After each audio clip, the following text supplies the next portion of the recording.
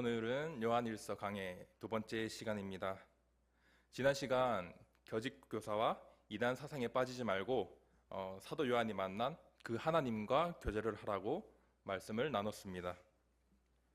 하나님과의 교제는 성육신 대신 예수 그리스도와 함께 교제하고 그것을 알고 믿는 것에 근거합니다 라고 말씀을 드렸습니다. 그러니 내가 보고 듣고 만진 그 예수님을 너한테 전하니 너도 그 예수님과 함께 교제하라는 내용으로 말씀을 나눴습니다. 오늘 말씀 들어가기에 앞서 질문 하나 드리겠습니다. 여러분은 지금 하나님과 원활히 교제하고 계십니까? 만약 그렇지 못한다면 무엇 때문에 그런 것 같습니까? 우리가 우선적으로 하나님의 자녀로 살아간다 하면 우리가 빛의 자녀로 살아간다는 사실입니다. 그래서 오늘은 빛의 자녀로 사는 그 삶 가운데 거하는 그 삶의 원리를 함께 나누고자 합니다. 사람이 보통 죄를 지은 후에 이제 두 가지 반응이 있는데, 첫째로는 이제 그 죄를 숨기거나 아니면 두 번째로 그 죄를 자백을 합니다. 근데 이게 보통 사람이든 크리스찬이든 보통 후자, 숨기는 거를 선택합니다. 여러분들은 어떠신가요? 죄는 하나님과의 관계를 깨트립니다. 우리가 한 번씩 그런 사진을 본 적이 있죠. 이제 절벽 가운데 죄가 있고 그 다리는 끊어져 있고 우리는 그 낭별하게 서 있습니다. 근데 우리가 예수님을 통해 하나님께 나아갈 수 있는 그 사진을 한 번씩 봤으리라 믿습니다. 그래서 죄는 나와 하나님과의 관계를 끊었지만 예수 그리스도를 통해 우리가 하나님께 나아갈 수 있는 것이죠. 그래서 5절에 보시면 사도 요한은 하나님은 빛이시다라고 합니다. 여기서 나오는 빛은 이제 완전하심도 의미하지만 성경에서는 빛을 묘사할 때 항상 하나님의 거룩성을 강조합니다. 그래서 사도 바울은 감히 하나님 앞에 갈 수 없다고도 말합니다. 디모데전서 6장 16절입니다. 오직 그에게만 죽지 아니함이 있고 가까이 가지 못할 빛에 거하시고 어떤 사람도 보지 못하였고 또 볼 수 없는 이시니 그에게 존귀와 영원한 권능이 돌릴지어다. 아멘. 우리가 하나님을 보지도 못할 뿐더러 우리가 가까이 가지도 못한다고 사도 바울은 이렇게 말했습니다. 죄를 가지고 있는 사람이 하나님 앞에 못 나가니까 하나님께서 예수님을 보내셔서 그분의 보혈로 말미암아 우리가 죄를 용서받고 하나님 앞에 나아갈 수 있게 된 거 아닙니까? 이것을 통해 우리가 하나님과의 교제의 자리에 나아가게 되는 순간 우리는 하나님 빛 안에 거하게 되고 그 성결함을 입는 것입니다. 그렇다면 우리가 예수님을 통해 하나님과의 교제할 수 있는 것을 알겠는데 그 다음은 어떻게 해야 될까요? 아까 처음에 들었던 질문 다시 드리겠습니다. 여러분들은 죄를 짓고 숨기십니까? 아니면 자백하십니까? 우리가 응당 그리스도인이라면 죄를 자백해야 됩니다. 근데 이것이 다른 사람한테 가서 나 이런 짓 했어 라고 말하는 게 아니라 우리가 하나님 앞에 그 죄를 자백해야 되는 것입니다. 그래서 우리의 죄를 고백하고 회개함을 통해 하나님과의 관계를 이어나가야 되는 것이죠. 우리 본문 5절 다시 함께 읽겠습니다. 시작. 우리가 그에게서 듣고 너에게는 전하는 소식은 이것이니 곧 하나님은 빛이시라 그에게는 어둠이 조금도 없으시다는 것이니라. 아멘. 아멘. 사도 요한은 자신이 전하는 메시지의 근원이 자신이 만난 예수 그리스도라고 했습니다. 그러면 왜 여기서 사도 요한은 하나님을 빛이라고 표현했을까요? 쉽게 말하면 예수님이 본인을 빛이라고 하셨기 때문입니다. 요한복음 12장 46절입니다. 나는 빛으로 세상에 왔나니 무릇 나를 믿는 자로 어둠에 거하지 않게 하려 함이로다. 아멘. 이 말씀을 들고 다시 한번 5절 하반절 제가 읽어드리겠습니다. 하나님은 빛이시라 그에게는 어둠이 조금도 없으시다는 것이니라. 아멘.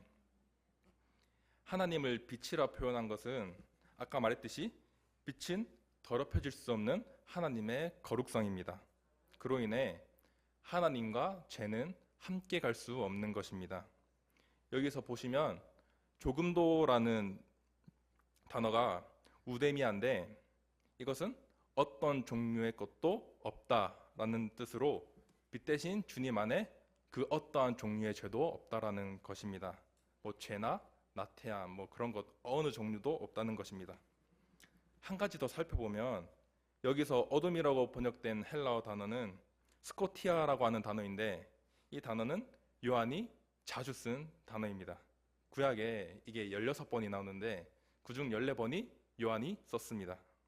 근데 이 뜻을 보니 우리가 이게 라이트 이게 불빛이 없어서 어두운 게 아니라 정말 그 어둠은 죄와 불의 등 그런 표현을 묘사할 때 썼습니다. 그래서 오늘 본문 말씀도 그런 뜻으로 이제 사도 요한은 쓴 것입니다. 그렇기 때문에 요한은 하나님의 속성이 무엇인지 알려주면서 그와 동시에 하나님과 교제하는 사람들 또한 하나님처럼 자신을 철저히 거룩함으로 그 안에 거해야 한다는 것입니다. 예수님 또한 예수님 제자들에게 빛의 아들들이 되라고 권면하셨습니다.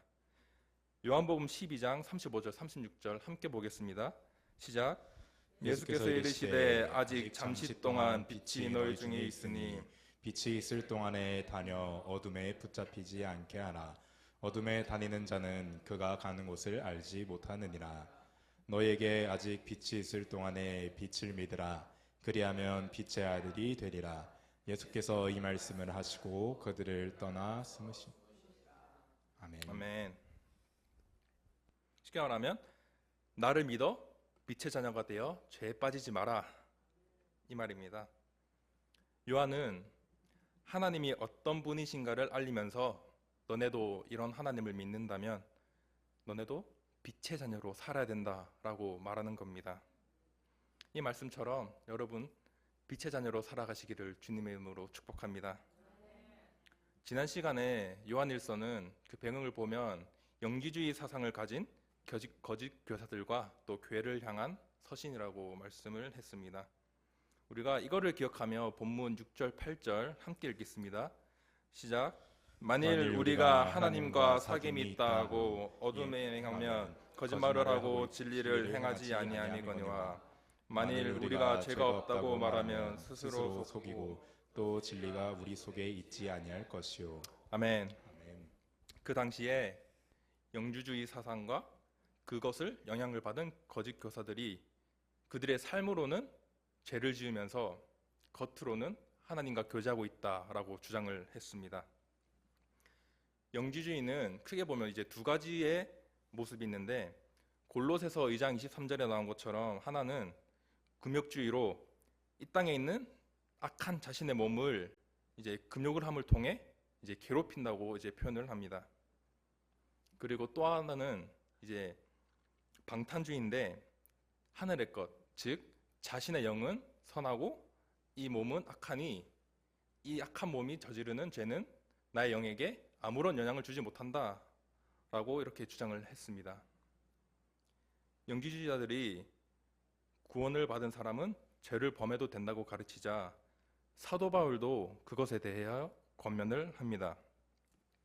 우리가 6절에 보시면 행한다라는 원어적 단어의 뜻을 살펴보면 이제 습관적인 삶을 이제 설명을 하는 것입니다.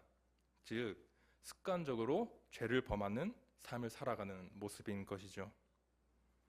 하나님과 교제한다고는 하는데 계속 어둠 가운데 거하시는 것은 모순입니다.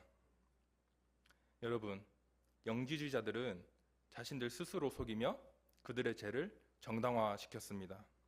여러분은 어떠십니까? 하나님과 교제를 한다고 하시면서 죄를 짓고 계시지 않으십니까? 나의 삶 가운데 습관적인 삶에 죄가 있지 않나 돌아보시기를 바랍니다. 빛과 어둠은 동시에 있을 수 없다는 것을 기억하셔야 합니다. 빛과 어둠이 함께할 수 없듯이 구원받은 우리는 어둠 가운데 행하며 그 동시에 진리를 행할 수 없다는 것입니다. 근데 여기서 또 다른 중요한 것은 여러분들의 신앙을 스스로 속이지 마십시오. 이 정도 말씀 묵상했으니 됐지. 뭐 예배 안 가도 되겠지. 이번 주만 쉬자. 뭐 이 정도면 잘하고 있어. 아니면 이런저런 핑계 대면서 스스로 속이면서 예배의 자리에 안 나온다. 특히 사람 때문에 안 나온다. 이것은 정말 교회의 목적을 바로 알지 못하는 것입니다. 물론 사람과의 관계가 제일 힘든 거 저도 잘 압니다. 저도 경험을 했고, 하지만 우리가 교회 오는 목적이 하나님을 만나기 위해서지 사람을 보고 오는 목적은 아니잖아요. 신앙의 질서가 무너지면 신앙의 성장은 있을 수가 없습니다. 뿌리가 썩었는데 어떻게 그 나무에 열매가 맺히겠습니까? 여러분, 정말 여러분들의 신앙을 점검할 때 스스로 속이지 않기를 바랍니다. 근데 이렇게 하다 보면 정확한 기준이 필요한데, 제가 팁을 하나 드리자면, 무언가를 행동할 때 예수님이라면 어떻게 했을까라고 생각을 한번 해보시면 됩니다. 생각만 해도 아찔하실 겁니다. 지금 돌아보면.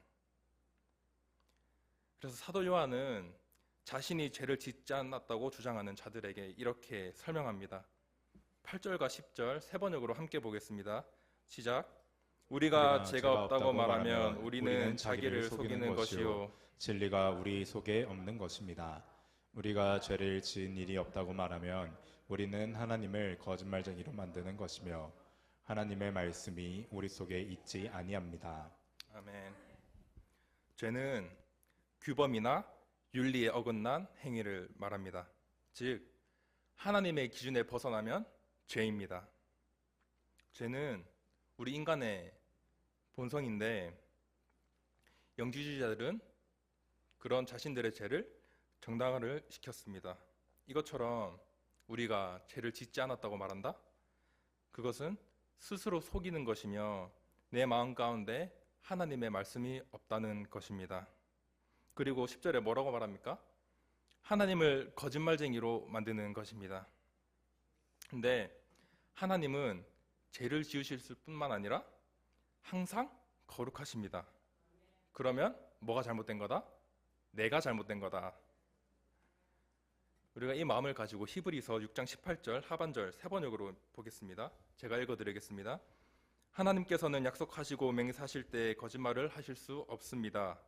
하나님은 본질적으로 진실하신 분이시기 때문에 거짓말을 하실 수가 없으십니다. 계속해서 로마서 3장 23절 제가 읽어드리겠습니다. 모든 사람이 죄를 범하였음에 하나님의 영광에 이르지 못하더니, 아멘.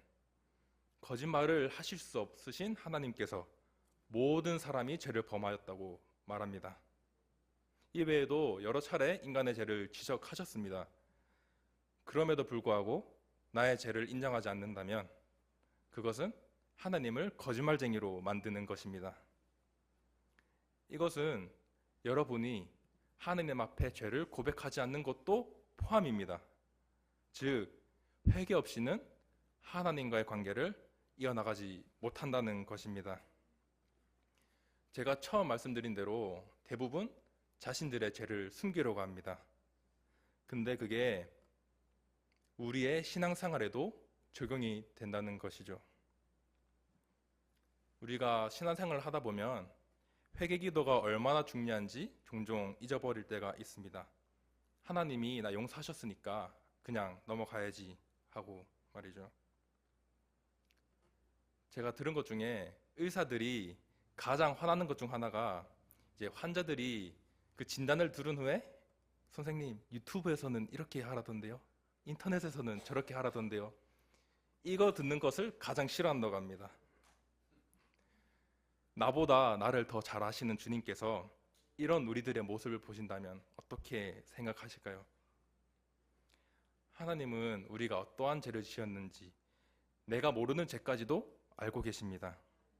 그런 분이 여러분 스스로 죄를 드러내기를 원하시는데 왜일까요?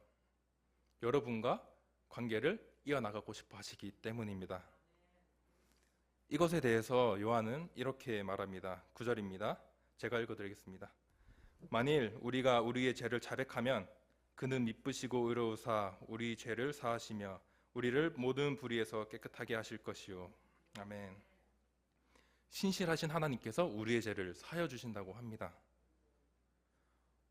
어렸을 때 저희가 뭔가 잘못하면 혹은 엄마의 심기를 건드리는 행동을 했다면 우리가 두려움을 무릅쓰고 먼저 엄마한테 가서 엄마 나 이런 짓 했어 하는 게 덜 혼날까요? 아니면 엄마가 눈치챌 때까지 기다렸다가 들킨 후에 이제 그게 덜 혼날까요?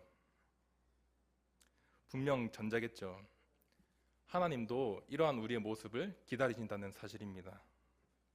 우리가 예수님의 보혈을 통해 짐승을 잡지 않아도 회개할 수 있는 기회를 얻었습니다. 근데 이것이 그냥 내 마음의 짐만 덜려고 하는 것이 아니라 이 회개를 통해 다시 한번 빛의 자녀로 살아가야 된다는 다짐이 필요하다는 것입니다. 이것 없이는 우리가 하나님과의 관계를 제대로 이어나갈 수 없습니다. 그래서 요한은 빛 가운데 살라고 하는데 7절 함께 읽겠습니다. 시작. 그가 빛 가운데 계신 것 같이 우리도 빛 가운데 행하면 우리가 서로 사귐이 있고 그 아들 예수의 피가 우리의 모든 죄를 깨끗하게 하실 것이요. 아멘.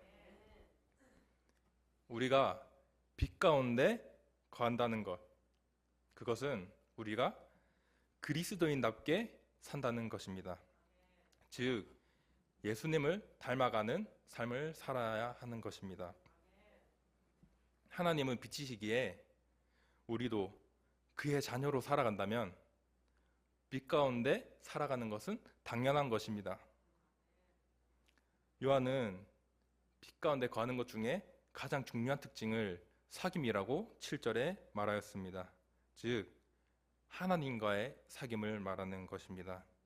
우리가 빛 대신 하나님 안에서 거룩하고 성결하게 사는 삶은 하나님과의 막힘없는 교제를 가능하게 만드는 것입니다. 반대로 우리 마음에 죄를 품었다면, 그런 상태라면 하나님과의 영적인 교제는 불가능한 것입니다. 왜냐하면 빛의 속성상 어둠을 가까이 하지 못하기 때문이라고 말씀을 드렸습니다.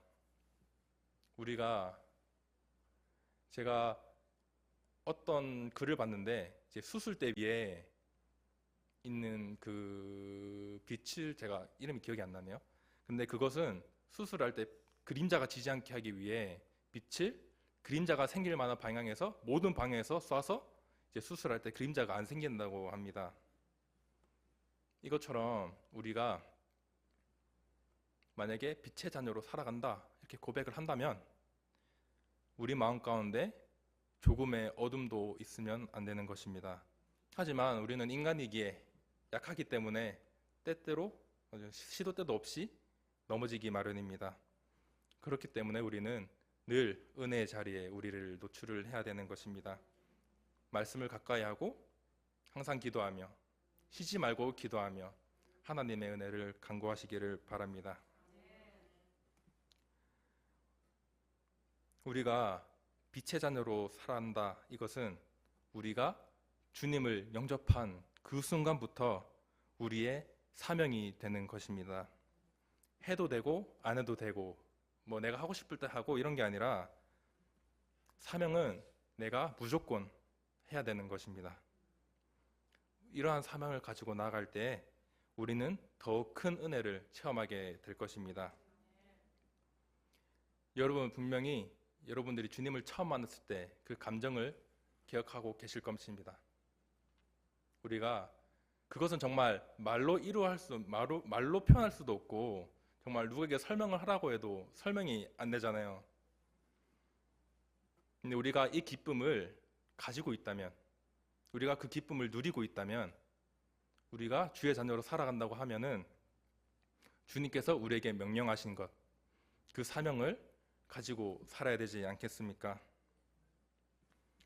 마지막으로 다시 한번 질문 드리겠습니다. 여러분들은 하나님과의 관계를 어떻게 하고 계십니까? 분명 신앙생활을 하는 동안에 지난날의 나의 잘못들 생각이 날 것입니다. 저도 이 말씀을 묵상하면서 이런 말 하기 부끄럽긴 한데 좀 많이 생각이 나더라고요. 근데 우리가 기억이 날 때는 분명히 그 이유가 있는 것입니다. 우리는 성령님께서 깨닫게 하시는 그 잘못을, 그 죄를 자백하고 회개를 해야 하나님과의 관계를 회복할 수 있다는 사실을 명심하시길 바랍니다. 우리가 회개를 할 때 저는 처음에는 굉장히 부끄럽더라고요. 제가 하나님 앞에 얘기하는데 다른 사람도 아니고 제가 제 죄를 입으로 말하는 게 굉장히 부끄럽고 수치스럽다고요. 근데 생각을 해보니까 내가 회개를 안 한 시간이 더욱더 하나님 마음에 못을 박았다는 것입니다. 우리가 죄를 자백하고 회개함으로 하나님과의 교제를 회복할 때 우리가 그 은혜를 마음껏 누리고 하나님과의 관계를 원활히 할 수 있는 여러분 되기를 주님의 이름으로 축복합니다.